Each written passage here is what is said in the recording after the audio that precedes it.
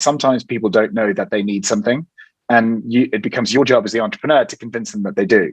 Hey guys, welcome to the Up Next podcast, where we are interviewing teen entrepreneurs that are making it big time in the startup world. We are asking the questions we know you want to hear. Up Next is an app made for teens where anyone can join or build a real life startup.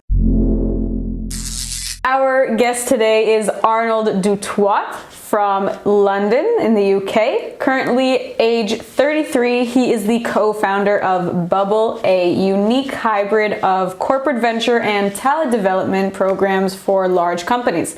Also the director of corporate development at True Altitude, which backs promising early stage businesses to get funded and simplify the innovation for corporates and governments, which sounds great. Right down our alley, that second one. So how did you know that your idea would work, that there's an audience for it? That's a great question. I guess it is a lot of trial and error. So loads of times you have to test quickly. So the idea is fail fast. And that's a really good way of sort of understanding your audience, understanding what they need, more importantly, understanding what they don't need, and understanding that silence isn't always to do about your product, but might be something as simple as messaging or branding. Well, yeah, having the audience firsthand before anything, and then from there, moving forward, I think is a big factor. Would you say that you have like a first mentor, and what would you say they helped you go through? Sure. So mentoring is something that I fell into, much like the start of my career when I launched my first product out of university. I never held a job in my life before that, but I guess my family and friends were mentors at the time, and I didn't realize it. So mentors don't usually come labeled as mentors. They can be, best friend giving you some sound advice. Usually they are people who have only your interest at heart. A mentor is not someone who's doing it for their own sake. Usually that's why I always say friends and family tend to be your earliest mentors without realizing it. And sometimes they give you advice that at the time you don't really want to hear. But over time, I guess, you hear that advice, and they definitely don't tell you, I told you so. But the more you hear that advice, the more consistent they are. They don't leave you if you make mistakes. So I guess my first mentor was the first person to tell me to watch out for things that I'm doing, or you're doing this great, you could do this better. And then, over time you realize that they are mentors. Yeah, I mean, sometimes friends and family can be for the good or the bad. Sometimes they could be too nice, and you want an actual opinion, and they're like, no, you're perfect. Everything's perfect. And that's not the case sometimes.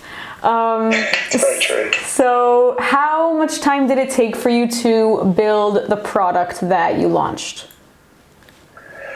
So the products that I've currently developed have come with experience. The product that I started my career with when I was much younger was a small electric vehicle that golfers could play with. And this was a passion project that someone wanted to buy that then turned into a business. So when I mentioned, fail fast to success, it's always good to probably reflect back on the early stages when you've come up with something that someone finds interesting. The next thing you want to do is test it and see if someone's willing to buy it. And I guess the difference between testing something that's sold to someone is that's the fundamental building blocks of any business. And the faster you can get there, the faster you will learn what business is all about. Some people look at it slightly differently, and I don't disagree with this, but a lot of people study business first and then try out their own venture. But I always find the most interesting sort of starts in an entrepreneurial journey are the kind of unknowns. The beauty is sometimes in that unknown.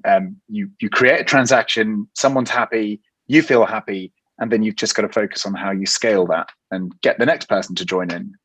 That's kind of, I guess, how I started. Well, as long as everyone's happy, I'm sure that we are in the right direction. I totally agree with the whole hands-on thing. I mean, learning theoretically is nice, but it's not going to be the real situation once you're actually there. And how much funding was needed to build your first version? What would you recommend to someone that, you know, is flat broke, they don't have any funding? This question comes up usually much sooner in the journey for an entrepreneur. It's a difficult one answer for this particular question, but I guess I can give you my version of it. Right. I had something physical that I created at university, so at my school. The nice thing was you didn't have to pay for office rent, and you didn't have to pay for the kind of little bits of material that you use, because that was with my school package. I kind of had access to those things. Now, I imagine some people might not be able to have the money to start and build a product from the beginning. So sometimes you've got to think about it the other way around. If you're interested in starting a business that has to build something physically, or, you know, even if it's a piece of software that you've got to design, you don't always have to start there to try and generate a little bit of income. Try and take that original idea that requires investment and think about something you could do alongside it or in its environment that doesn't cost you anything to start. A really good example of this would be if you are designing a small gadget and it is connected to an application. Maybe you can talk to a business about advice on how you market that application, maybe do some branding advice, or contact companies to see if you can help them build their version of their app, so you can learn by helping others do something, and then you can take some of that income and start building your own. So helping other people build similar things is a really good way to overcome that first hurdle. Everybody's heard of the side hustle. It's not to be sniffed at. I think some of the most successful entrepreneurs in the world worked at their local food shop, or, you know, worked in restaurants, or did anything, you know, to just bring in a little bit of residual income that they could save small amounts with, and you know, build their own product. And then finally, the last one is ask for help.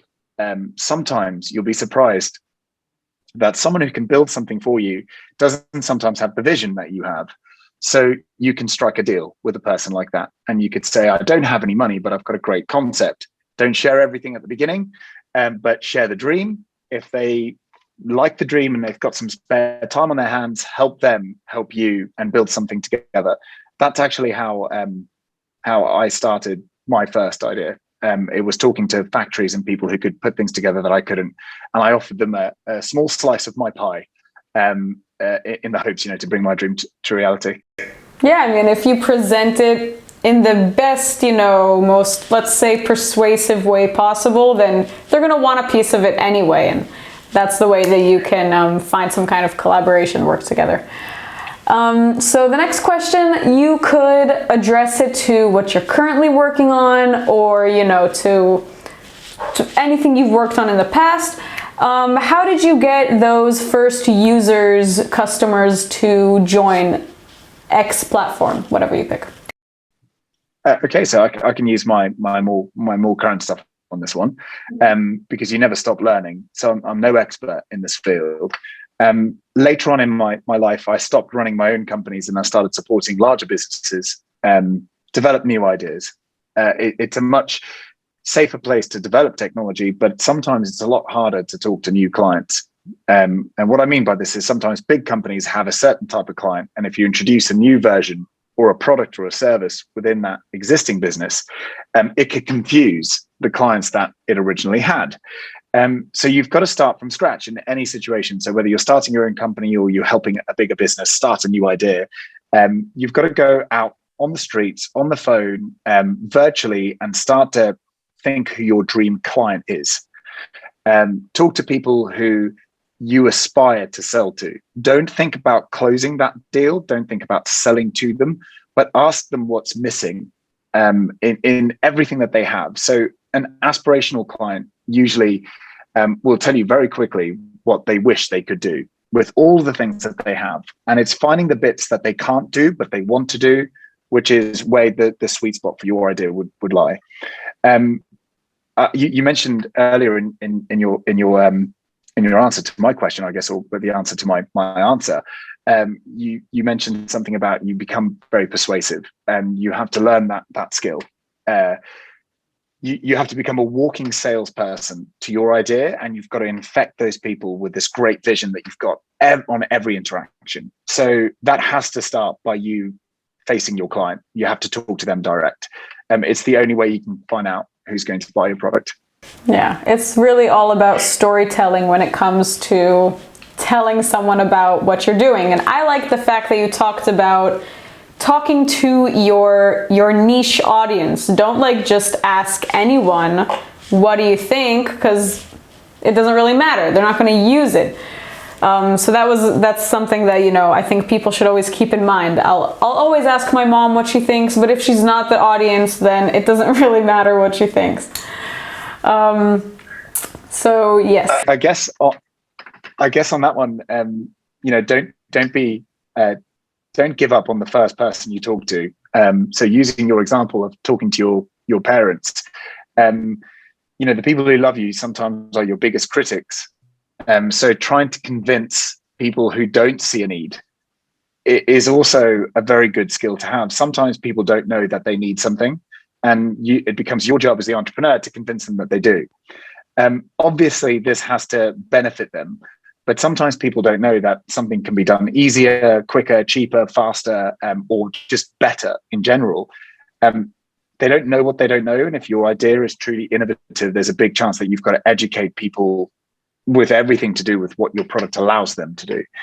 So yeah, it's always thinking about like that. You're educating someone, but also at the same time, you're testing whether they understand what you're solving. And you've got to do that time and time again. It doesn't take anybody. I hardly know anyone who sold something on the first attempt. Yeah, I mean, the first thing you need to know is if you're describing it in let's say 2 sentences. If it's more than that, people are going to get lost probably, and you might start losing yourself because you'll see them drifting off. So yeah, choosing your words wisely. What is one mistake that you would avoid? So I make daily mistakes. That is partly, the joy of being an entrepreneur is that you start every day by accepting that you don't know too much. There's always more to learn. But I guess, I've been trialing things on a daily basis since I started my career in sort of, I guess, building businesses. The one thing I would avoid doing is asking too much advice. Now, there's a difference between selling your idea and asking advice on your idea. Everybody is creative. I don't believe that there is a creative person and someone who's not creative. So the beauty of human beings are that everybody's creative. The problem with that is they treat everything like a blank canvas. So when you're asking advice, make sure you're asking advice from someone or something that you aspire to be. And when you're selling, make sure that you're being very clear on your value proposition. So like I said, advice and selling are 2 different things. One of my key bits of advice is don't take advice from everyone, but sell to everyone. Always be in the mindset that you are showing yourself off. So you have so many things going on. I only stated 2 of them, but if I kept going, then we would still be talking about them until now. So you've probably worked with, numerous different business partners, co-founders. What have you found that are 3 traits that you need from these people? So in my case, I'm always usually the less able one in a group of people. So I surround myself with people who are much better at certain specialist things than I am. So there's a saying, a jack of all trades and a master of none. Most entrepreneurs tend to have that quality. There's probably being a little bit harsh to entrepreneurs, but we do have a vision, which a lot of people don't necessarily value when you start to build your business. But it's always very key to understand the responsibilities that come with a vision. And those responsibilities usually lie on helping people, helping you deliver that vision. So spotting people who can fill the gaps that you need. And this could be something as simple as my vision doesn't seem to be really clear to my audience. I need someone to help me distill that vision into something super simple. And every time you try and do it, you end up confusing your audience. That's a telltale sign that you need someone called a marketeer or a copywriter to come and join your team. Someone who understands you, but also understands what the audience wants to see and in what size. I'm a big victim of not using marketeers too early enough. I overcomplicate everything that I'm trying to explain, which you guys might be experiencing right now. And sometimes you just have to take a step back, accept that some things you're not going to be an expert on, but that's also a wonderful opportunity to invite someone into your world who can do that on a day-to-day basis. So yeah, try and identify the things that you know you're not great at and fill them with people who are. Okay, we will get back to that. I have a question, so don't tell me yet. So the first thing that you started working on was about like 7 years ago, the golf, what should we call it? Like It was a golf buggy. It's a small electric vehicle. Yeah. So super cool, very original. I mean, I'm sure that there were all of their advantages of, other golf buggies. So starting so young and, putting yourself out there, putting your idea, what was an advantage that you found being so young and what was a disadvantage? That's a great question. You're taking me back into time. I made so many mistakes. I think I made so many mistakes, but I wasn't aware of the fact that I was making mistakes. I think sometimes not knowing too much can be a great advantage. So, the devil is in the detail, definitely. That cliche is probably one of the most important things that any entrepreneur can accept. There's a difference between, not being able to do all the jobs, but you should have a really keen eye for detail. Sometimes in the smallest punctuation or the smallest dash of color on the wrong place could distort your vision. So having that attention to detail is so crucial. And going back to your exact point, when I started my first company, I sold a product before I realized it was a business. It grew into something that people wanted, and therefore I was always playing catch up to people wanting my idea. There's a bit of advantage in that. For me, it was I had no idea about business. I didn't understand how to build one. I've never done it before. I never had a job before that. So it was still working, but that's because I had demand and I had come up with a great idea. And I guess it was that without that knowledge, but a great vision, it got me a really long way, but it didn't get me all the way. I learned much later on in life that there are consequences to this sort of the bliss of not knowing all the things that you probably know when you get older. That is a huge advantage. So a lot of people say that wisdom and experience, is what builds great businesses. I think that is very true. They build great businesses, but they don't necessarily start them. So when you first start, this goes hand in hand with my previous statement about not taking too much advice. I'm actually by nature a very risk adverse person. So if someone tells me something that might go wrong, I will probably focus on what might go wrong more than actually just trying the idea. I'll be so scared of the rejection or failure that it'll become really difficult to push that idea forwards. And sometimes having that blindness to all of that risk and experience just makes you try something. You might fall flat on your face, but you'll learn so much in that process. So that was my advantage in the beginning. Later on, it was also my disadvantage. And now I've learned where experience needs to come in. And that's when you start to grow a business. But definitely there's a difference between growing and starting. Yeah, as we can see, we've morphed into what we are today. But, it wouldn't happen without everything that you went through. So we can, be grateful at the end. So you are an advisor for different businesses and you have your own businesses going on. What is a tech tool that you can't go without? If it's like a website or an app or some kind of platform that's just, you're always with it.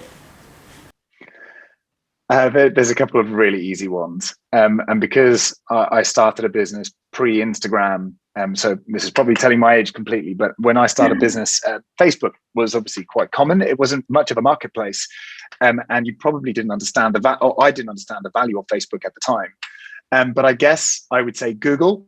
You can't do enough research, and you've got everything at your fingertips. So I would say having some access, whether you're borrowing a laptop or using your friends if you don't have one, or if you're lucky enough to have a smartphone or a tablet, you have the entire world at your disposal. And it's how you use them that becomes really important to your business. And market research and studying the marketplace that you're about to enter is literally the tip of everyone's fingertips. You have everything in front of you. So I'd say search engines like Google, they are the number one thing where you should start. Try and see if other people are doing it. If they're doing it, don't be put off. Try and see if you can do better. Again, Google will help you do that. One thing that I guess more recently I've become obsessed over is the power of social platforms. Not just to have a great connection with my friends and family, but actually for my business, it's a great way of testing ideas before you've committed any money or any funding to. I think you might all be familiar with polling and questions and creating really clever stories that your friends enjoy contributing to, whether it's choose red or blue, or do you think I'll be having a boy or a girl if well, in my case, I've got children now. So anyway, it might be front and center, but the ability to ask questions and get answers immediately is fascinating to me. So yeah, I would say using your social tools to test ideas and test questions in a clever way is a great way of building up, lots of experience that would usually take you hours to do face to face. Right. I see a lot of content creators or even, just business owners asking their audience through Instagram, what should I do next? Pick one of these. And that's how they decide. They don't even need to think about it anymore. So that's, I can see it's really helpful. So which entrepreneurs inspire you the most these days? Who do you have your eye on? These days, the creators of all the virtual tools that we're using, for example, the founders of Zoom, is a great rags to riches story. And it shows you how you might be in complete control of the idea or concept that you come up with, but it definitely is world situations and longer term visions and thinking that can sometimes be the key to success. The guys who created all of these virtual tools that we use to talk to each other, they never knew that a global pandemic was going to hit. And little did we know how important talking to each other over a laptop would be in situations like this. So I think I'm in utter awe that people had created these tools 10 years ago, and it took a really sad, catastrophic event like what we're living through at the moment for these founders to have stuck with their idea, believed in it for so long, to now yield such a positive impact on the world, and also obviously their bank accounts reflect that. So I'm in huge awe to everybody, whether it's to do with the kind of communication we're using, or whether it's to do with vaccine production or anything during pandemics. A crisis breeds opportunity, and I'm fascinated with founders who can take a crisis and make something great out of it, and make something really useful out of it. So those are my right here, right now. So all of the heroes that have helped us, keep connected, do things like we're doing right now. Those are my heroes. And the beautiful thing about those heroes are they're not just male or female. It's so diverse. It is just the most incredible journeys from people that you never heard about before, who stuck with their idea and now paying the dividends for it. But yeah, I've got my usual suspects in terms of being quite a techie. Obviously a big admirer of what Elon Musk has done. But again, I think people like Richard Branson, Elon Musk, they've got a very similar story, which links to a question that you asked earlier, which is they've got fantastic people around them. They're not just one person. They're the person with the vision, and they own that vision, but they've got fantastic people around them that help them deliver those ideas. So yeah, I think those cover it. Yeah, that was a great answer. I love how you stated, the fact that Zoom has been around for like ever. And a lot of people are thinking, oh, we're so lucky that people have found this thing right in time. And like, no, not at all. Like, it's been here, and it's well deserved now that they're getting credit And, as you said, we have the geniuses of the world like Elon Musk, but what he's doing wouldn't look like the way it looks like if he didn't have all those people behind him. So that was great. I love that. Thank you. So we did talk before about the people that you work with and how they need to compensate for the things that you are not as good at. So what is a trait that you feel is your weakest and you need to outsource it with a person or even like a tech platform? Sure. I'm glad that you use that. So for me, it's organizational aspects of my life are not my strongest. Even something as simple as making sure that calendar invites are in my calendar at the right time and right place is a bit of a struggle to me. They do here in the UK, especially. Sometimes when you use the word entrepreneur, people think that you can't tie your own shoelaces. They are not far wrong. But what I have realized is Velcro is a great replacement. So I guess for me, operational structure is my weakest point. I'm great at coming up with ideas, but capturing them and turning them into action is not one of my strongest suits. So I've got to prepare myself with three main things to make a success. The one is I need to be very prepared to use pen and paper, or in this case, a screen or a piece of software, to make sure that my vision is clearly stated. What I'm trying to achieve is clearly identified. I usually refer to this as my mandate. So I will wake up every morning and I will make sure that my mandate is understood by my team. And I will tell them where I want to be by when.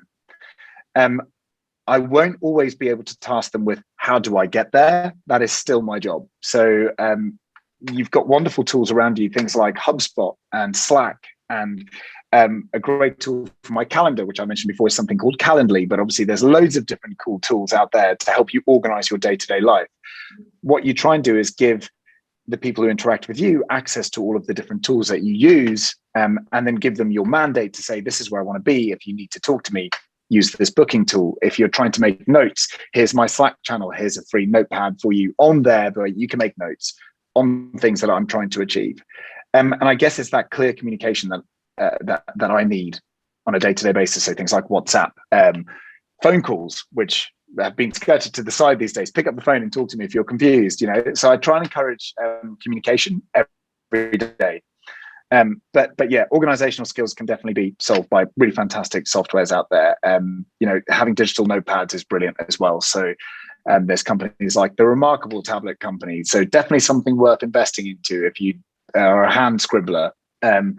So great to send someone a caption of action points after a call or a meeting. Otherwise, it is wasted time. If you write things like I do on paper, like this, they will only stay here. They will not go to anyone else.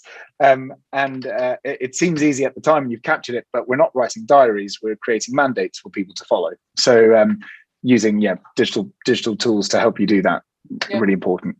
Calendly, Trello, having everyone, look at what you're doing, putting it in the done section. It's always like super satisfying. I used to love that. I still like the fact that you write things down. I think that's really important, like physically writing it. I think it helps us remember it better. That might be just me, but I like the whole paper and pencil. I think it's something that we should keep. Just like you said, phone calls are definitely fading away, and we need to save them. Yes, 100%. Yeah. So let's say I am an average teenager looking to build my startup, and I have $100. What or where or how would you advise me to use this money, if at all?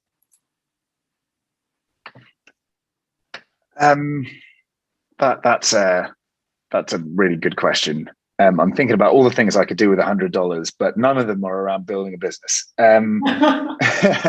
So I guess if I was a teenager, you might be lucky enough not to be lumbered with big mortgages or taxing day jobs or anything else, or you might be. But either way, I think money should always be your last resource in starting a business. Money is a tool. It should not be seen as income or money for you to spend. If you have $100 to start a business, you should protect that $100 at all costs. And what I mean by this in practical sense is starting a company, you have to try and, there's this horrible cliche called beg, borrow, and steal. Now, please don't do any of those. But the message behind beg, borrow, and steal is build a network of people that have skills that you don't. Try and make it worth their while in a longer term to help you achieve things that you can't afford to do or do yourself. So for that $100, I would say once you've formed your team and you've a really solid plan that you're all working together, I would spend that $100 on potentially, if you aren't a lawyer yourself, to get someone who's done some business before, who's great at legal contracts, to draw up some really good foundational contracts to tie you and your friends and your colleagues together so that you are all working to the same target, but you all understand what you've committed to and you're all aware that your responsibilities are out of your head and on a piece of paper that everybody has signed in the attempt to achieve that vision. And this is something that I wish I had taken my own advice from, but I would spend that $100 on setting up decent legal documents between you and your colleagues and your clients. It is a great way of protecting yourself. It's also a great way of realizing what you need to do in your business. I know it sounds incredibly boring. No, it's actually really original. I mean, it's like it's thinking forward, but like not too forward. It's setting the ground for, you know, the rest of the journey. I think it's really important to talk about guidelines and not make anything, you know, uncomfortable, or no one likes to talk about money or whatever, but it's things that we need to know, and we need to make sure that everyone has that understanding where everyone stands. I think that's smart. So yeah, just to maybe summarize with what you've just mentioned there too, because you've summarized it so beautifully. Those foundations are important, especially if there's not a lot of money in your business bank account or in your pocket. The one thing that can go out of control really quickly is if you don't have those and everybody's putting in a lot of effort at the beginning for certain things that you can't do, it's very easy to forget about them when things are successful. And it's very hard to remember where they played a part. So putting things down in black and white, signing down what everybody will get for making this a success is going to save you your friendships. It's going to save you a lot of stress, and it's also going to make it very clear what people need to do. So when I always say that doing work for free is the most expensive expensive thing you could ever do. So the one thing you can offer your friends and family or colleagues that join you on this journey when they aren't getting money for what they're doing is offer them a decent contract so that they can tell their friends and families that the time they're spending to dedicate to your idea is captured, and that is better than money. Having a legal agreement with someone that you're working for is better than money. Yeah, having the acknowledgement that I know what you're doing and everything's going to pay off. Like, I promise. It's correct. Yeah. So how important do you think it is for young entrepreneurs to think about social change when creating a business? That should be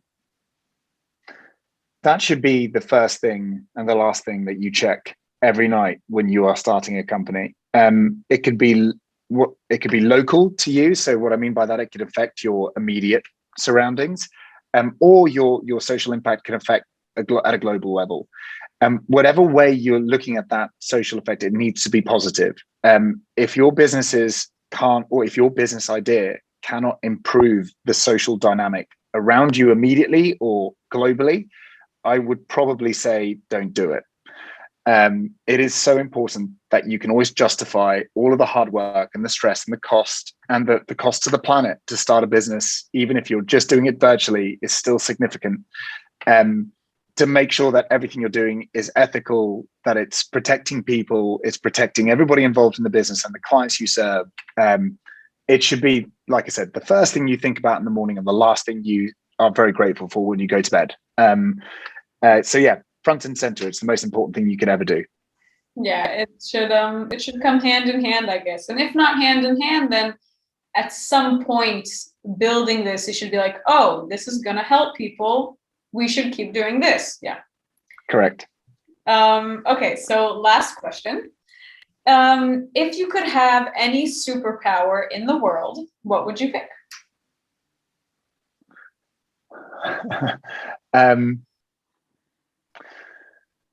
That's a very good question. It's one that I definitely didn't even think about or prepare for. I think it would be hindsight. So I wouldn't call myself particularly old in this industry. Some of the most amazing entrepreneurs that I've met are well into their senior years of their life. And equally, some of the youngest people I know are some of the most fortunate people ever with great ideas. Hindsight would be my superpower. And I'm so aware that it is impossible. And I think for me, it's so impossible because it's something that you can only learn when something has gone wrong or if something hasn't worked out the way that you've planned it to do. So I wish I could have hindsight because I wish I took advice from the right people at the beginning, and I wish I did things differently, but I'm also aware that I cannot change things, and it's also made me who I am. So hindsight for me would be my superpower. But actually, it is a superpower just thinking about hindsight because it makes you see how far you've come, even though it might not be with lots of money in your bank. It might be a ton of experience that you can hand over to other people and protect them. So you could become someone's hindsight, which is quite a nice way of thinking about it. So you can not give it to yourself, but you can give it to others. It's a wonderful thing. Having like this sixth sense, I know something bad's going to happen here. Or something good's going to happen. And then telling the next person. Exactly. Yeah. And making sure you share all of those stories with the people who are trying to become successful around you. It is so important. Sometimes the smallest thing that you wish you had changed might be the biggest thing for someone who hasn't made that mistake or hasn't heard of that before. Mm-hmm. So sharing those experiences, becoming advisors early on, it's not about having experience, it's just about offering a perspective. So definitely. It's a superpower that doesn't help me immediately, but it definitely helps other people. Using your powers for good. That's part of a superpower, yes. That it's not only for you. Okay, so Arnold, it was great getting to know you, and the things you have working on, they sound amazing. And I think that anyone that's looking to build something, and if they could use your platform, all the better. I can't wait to see how things keep going for you, and I hope that we could have another talk soon. Yeah, I'd be delighted to, and let's hope that I've made plenty more failures to build a nice big success. Thank you very much.